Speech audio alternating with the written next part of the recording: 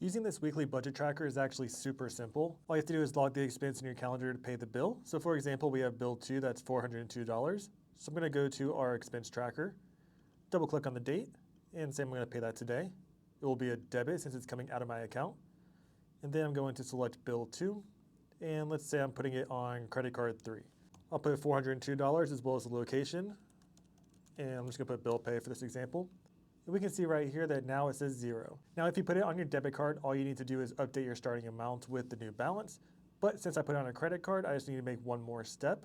So I'm going to go to bills. What I'm going to do here is I'm going to simply update credit card 3 with the new remaining balance. So right now you can see the amount due next month is 0. But since I put something on it, after I log all of my transactions, I'm just going to check my remaining balance on my bank app. And this is $15.14. So now you can see next month we have to pay $402. When I go back to my projected weekly budget tracker, if I go to next month, it'll automatically be updated for the new balance. So that way we make sure we pay everything in full every single month and not have to worry about it. If you want to plan for a future event like travel or something, all you have to do is put travel on the dates that you want to go. And at the end of the formula, just put what your budget will be. So we'll say I want to have a $2,000 budget for travel. You can see right here that we are short, so we need to make sure we adjust to plan for travel so we don't go into debt or anything like that. I can see that I have a $1,500 transfer to savings set up, so I'm simply going to delete that. And now we have a $385 buffer. Let's say that I want to take some out of savings to have a little bit more.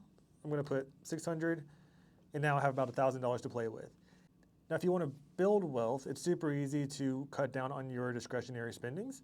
So for example, I can go to bills. And over here, we have all of our weekly recurring transactions. So let's say instead of 125, I want to spend 100 every week.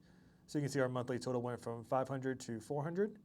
And now you can see if I go back to my projected weekly budget tracker, instead of just over $1,300, we now have just shy of $1,600. So you're able to kind of play around with your budget, see what works best for you to meet the goals that you need. There's also a spend calendar to quickly see where your no spend days are. So you can filter by everything. This shows you every single transaction.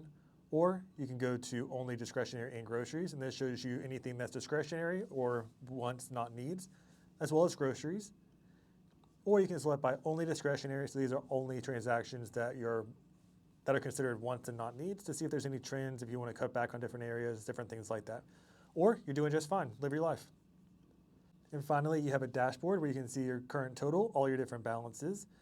You can also see your spending compared to what your weekly target is, your monthly spending compared to your budget to see if you're going over or under, your 12-month projection for your balance plus savings, your balance and your savings, and then your monthly discretionary spending as well as monthly subscriptions to see if it's staying the same, increasing or decreasing, and your monthly transactions per payment type. So I use this to get out of debt completely, and I've been able to really restructure my finances to be a multimillionaire by the time I retire. And I'm sure you'll find a lot of value in it as well. You can find this template on my shop, or there's a full tutorial on YouTube if you'd rather build it. Like and comment for more.